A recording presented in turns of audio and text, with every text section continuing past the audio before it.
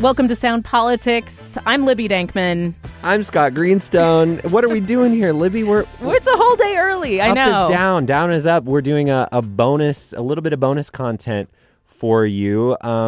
Tomorrow we are going to have a great episode for you on the millionaire's tax, the marathon to get it passed, potentially the longest House floor session in history, in Washington State history. We're going to talk about all that. I'm so excited.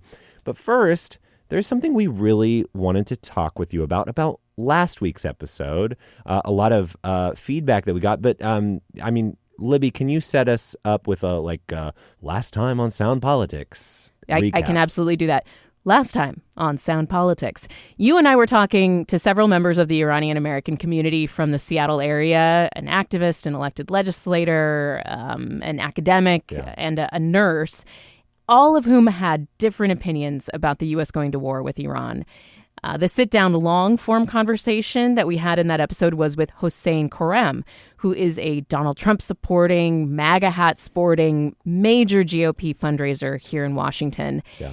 And our goal for the episode was to get a window into the thinking of this very visible vocal slice of the Iranian community here who organize these regular pro-war rallies in Bellevue and Seattle. And to help our listeners or people who saw that sort of understand those rallies, like who are the Iranians who support bombing their homeland or, their parents' home country? Because Hossein, who we mentioned, he does big time. For the good of the world, this is a right thing to do. President Trump did the right thing. So, and again, in that story, in that episode we did, you heard voices from different perspectives, but we spent a lot of time with Hossein. And we heard from some listeners who did not like what they heard from him and thought that we didn't push back enough on Hossein's assertions. Yeah. Just the idea, right, that bombs would help Iran or lead to Iranians overthrowing their repressive government. That was a really ludicrous idea to UW professor Arya Fani, who is also from Iran. How are these bombs going to help? I want you to feel what it's like to breathe the air in Tehran right now after the oil depots were criminally targeted by Israel. Your lungs start closing. They start burning. Your eyes start burning. You can hardly keep them open. And listeners also reacted to Hossein's claims about the Islamic Republic posing a serious threat to the U.S. and Europe. He was pretty alarmist about that. He talked a lot about jihadi ideology and claimed that the Iranian regime wants to, quote, occupy Europe. One listener said that hearing those comments felt similar to the kind of Islamophobic claims that you hear from U.S. politicians about Sharia law being forced on people in America. Hossein told me that he is not Muslim anymore, by the way. Yeah. I mean, those attacks from Republicans are real, right? We did just see a congressman from Tennessee post on X this week that, quote, Muslims don't belong in American society. I haven't seen any consequences he's facing from the Republican Party. Other Republicans no censure, nothing like that. Right. Mm-hmm. Other Republicans have called to denaturalize, Muslim Americans and deport them. Yeah, happy Ramadan. This is a moment when, once again, we have overt Islamophobia being accepted by the GOP. So, yes, it makes sense that listeners would call out what they heard and want us to probe those claims more. We did ask Hossein to respond to this criticism, and he brought up the protests in Iran in December and January, and the massacre in January where tens of thousands of protesters were killed by the Islamic Republic. And Hossein called that a modern-day Muslim genocide. Hossein brought up that Pakistan, Egypt, Qatar didn't support a UN Human Rights Council resolution condemning the violent crackdown in Iran in January when, you mentioned this, maybe an untold number of protesters were killed, certainly in the thousands, tens of thousands. Hossein later added in a message to us, the radical left, I'm quoting here, citing systematic discrimination against Muslims is a total lie for the political convenience of the political left. I think he's, basically saying that this is not a problem in the U.S. Yes, right. And he did used to be Muslim himself. I think we're going to take some more of the feedback piece by piece. But more broadly, I understand why people are going to have a strong reaction to what Hossein said in our interview, and not just like liberal folks, right? He's pushing for a controversial position even within the MAGA coalition, or, we've seen polling that shows that this war is not popular with independents, folks who sort of came over to Trump's side in 2024. This regime change war, many of us remember, past regime change wars in recent years that did not go well.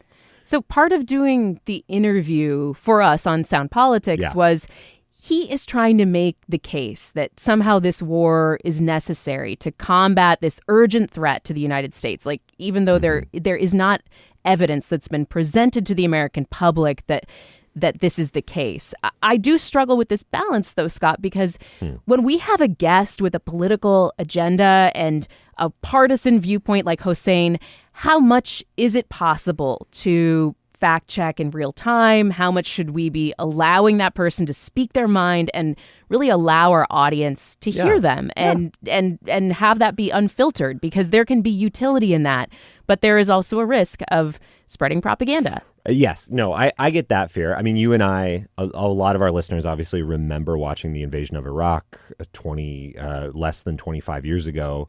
Based on faulty intelligence, we probably wish back then that the media had been a little more concerned about jingoism, right? Yeah, absolutely.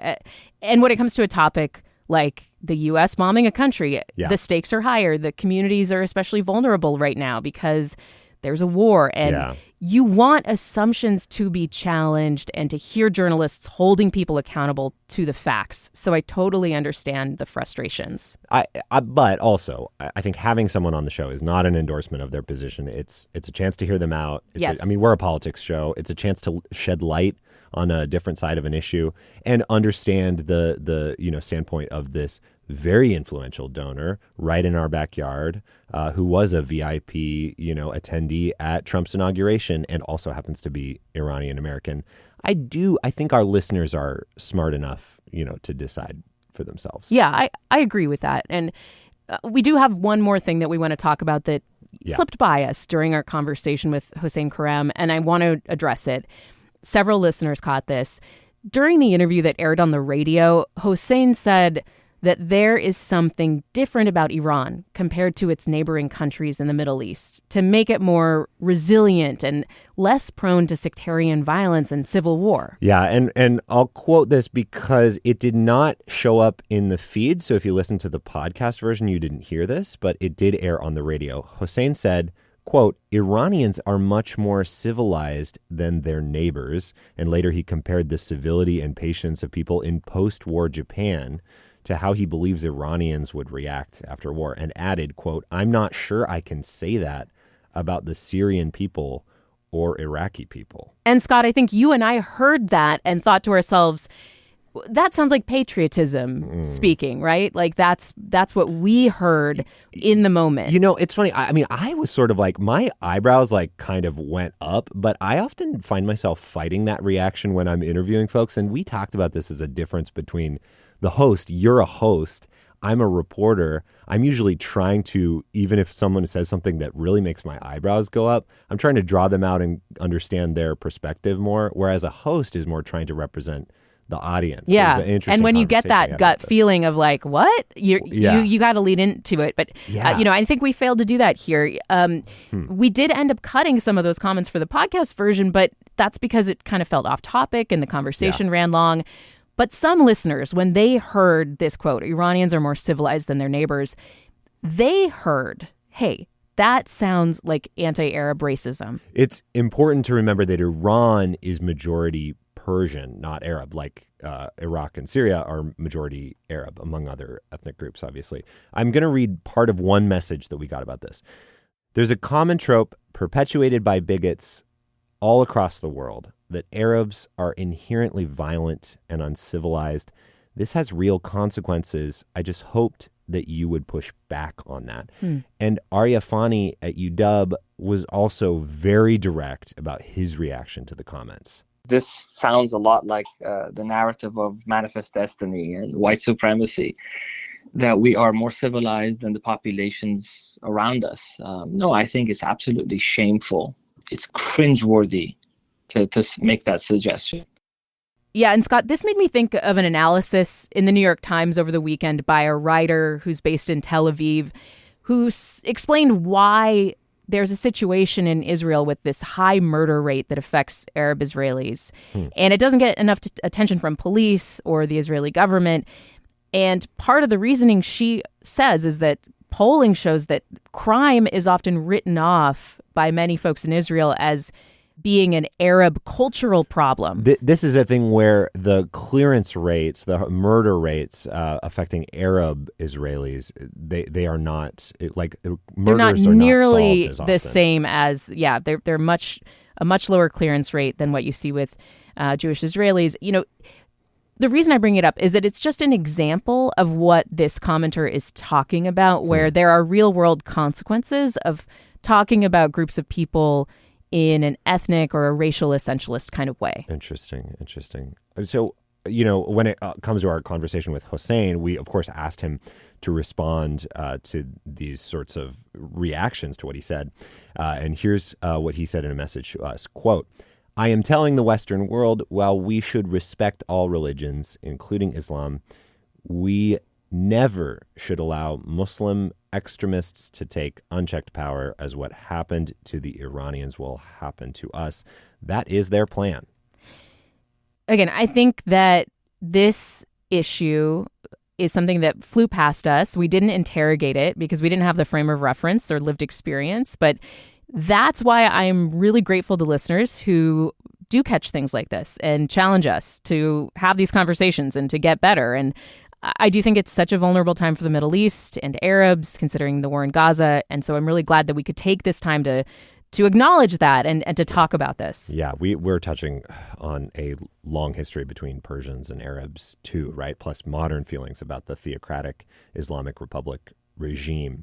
You know, we don't have time to get into all of that. No, that's way beyond our purview. It's not our show. But yeah, I just want to say again that we really appreciate feedback, and I like talking about feedback we get on the show. I'm just going to slip a little note in here that you can give us feedback anytime by emailing soundpolitics@KUOW.org. I think, you know, it's great to challenge ourselves to lean into nuance and complexity here on this show. Soundpolitics@KUOW.org. We love engaging with the criticism. Yeah. We want to be transparent as possible. Thank you to everybody who weighed in here. I am genuinely so grateful that we have listeners who take the time to call us or email us. Thank you so much. Yeah, to me, the feedback just makes the episode richer. I'm really glad we did the interview. I learned a lot from Hossein, but also myself as far as the questions that I maybe wish I had asked at times. So I really am just super grateful to all of our listeners who reached out. And if you reach out now, please do. I'm super grateful for all of our feedback we get. Thanks for listening to Sound Politics today, and stay tuned. We will have a brand new episode on the income tax passing in Washington state in the feed tomorrow. Hey. We'll see you then. See ya. We always say see you next week. See ya much sooner. Just a few short hours. Oh, I can't wait.